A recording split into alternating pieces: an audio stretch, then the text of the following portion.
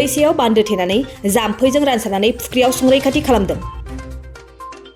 बाक्सानि मोनसे जर'खा ओनसोल दै संरैखाथिजों नोजोर बोनो हादों बे ओनसोलनि रायजो राजाफ्रा। मख'नो गोनांदि बे ओनसोलाव बोसोरनि बांसिन समावनो दैनि थाखाय दावराव दावसि जानो गोनां जायो। दैसायाव बान्दो थेनानै जाम्फैजों दै रानसारनानै गावबा गावनि न'आव थानाय फुख्रियाव दैखौ थिनानै लाखिबोदों रायजो राजाफ्रा। बे ओनसोलानो जादों बाक्सा जिल्लानि सुबानकाटा।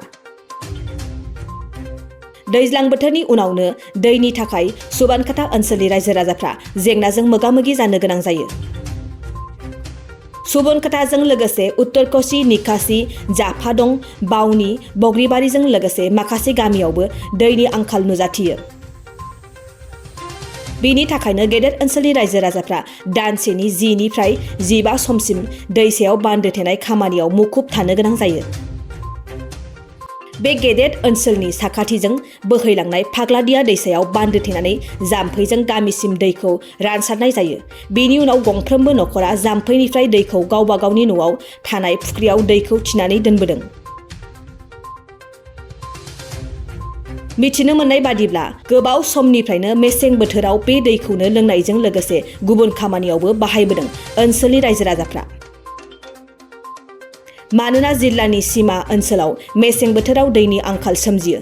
बेनिखायनो फाग्लादिया दैसायाव बान्दो थेनानै जाम्फैनि गेजेरजों दैखौ रानसारनानै बेबायदि थिनानै दोनबोदों। मख'नो गोनांदि मिरु सरकारा जल जीवन बिथांखिनि गेजेरजों नखर नखर दै होनायनि राहा लानायनि उनावबो बे ओनसोलनि रायजो राजाफोरनिसिम सौहैनो हाया बे बिथांखिया। जायनि थाखाय गेदेर सुबानकाटा ओनसोलनि रायजो राजाफ्रा बोसोर बोसोर नाङैनो दैसानि दैखौ थिनायनि गेजेरजों जिउ खुंबोदों, लोगोसे दै संरैखाथिनि गेजेरजों नोजोर बोनो हादों।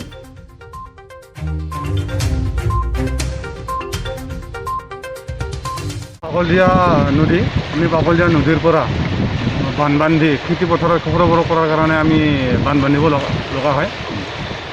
ইয়াৰ পৰা বান্ধ বান্ধি নি আমি খেতি পথাৰৰ সৰবৰাহ কৰি আমি ৰাইজে খেতি কৰোঁ। ইয়াতে আমাৰ এই বান্ধটোত 18 ঘৰ মানুহ আছে ঘৰ সংখ্যা হিচাপে, আৰু জনসংখ্যা হিচাপে 5,000 জন জনসংখ্যা আছে। কিমান বছৰ ধৰি এই বান্ধটো চলি আছে? এইটো কিমান বছৰ বুলি ক'বলৈ এইটোতো বহুত বছৰ আগৰ পৰাই আছে। তথাপিও 1940 চনৰ পৰাই এই ইয়াতে তাৰমানে হোৱা বুলি ভালে বান কমিটিখন গঠন কৰা হৈছিল 1940 চনৰ পৰাই। কিন্তু তাৰে আগৰ পৰাই এই বান বনোৱা কামটো চলি আহিছিল। ভাৰত স্বাধীন হোৱাৰ আগৰ পৰাই চলি আছে, বৰ্তমানলৈকে এনেকৈ চলি আছে। কিমান দূৰলৈকে পানী বৈ নিয়ে? ইয়াৰ পৰা খুব কমেও 10 কিলোমিটাৰ হ'ব। দুখিনে ইয়াৰ পৰা 10 কিলোমিটাৰ দুখিনলৈকে পানী নি আমি ৰাইজক বিতৰণ কৰি দিব লাগে। ইয়াত আপোনালোকে খৰালি বা বাৰিষা দুটা সময়ত আপোনালোকে বান্ধিব লাগে? দুটা সময় মানে এতিয়া বাৰিষা খৰালি বুলি কথা নাই।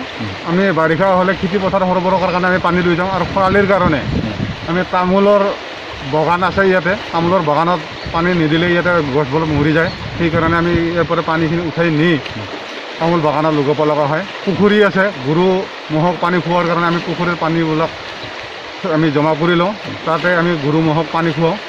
সেইটোৰ কাৰণে আমি খৰালি মাহতে বান্ধত আহিব লগা হয়। কেনেকুৱা কৰে আপোনালোকে এই বান্ধটো? বান্ধটো আমি এনেকৈ শিলেদি জংঘল ঠিক তেনেকুৱা গছ গছনি কাটি আমি মেইন নদীত ভেটা দি পেলাই পানীটো উঠাই লৈ যাওঁ।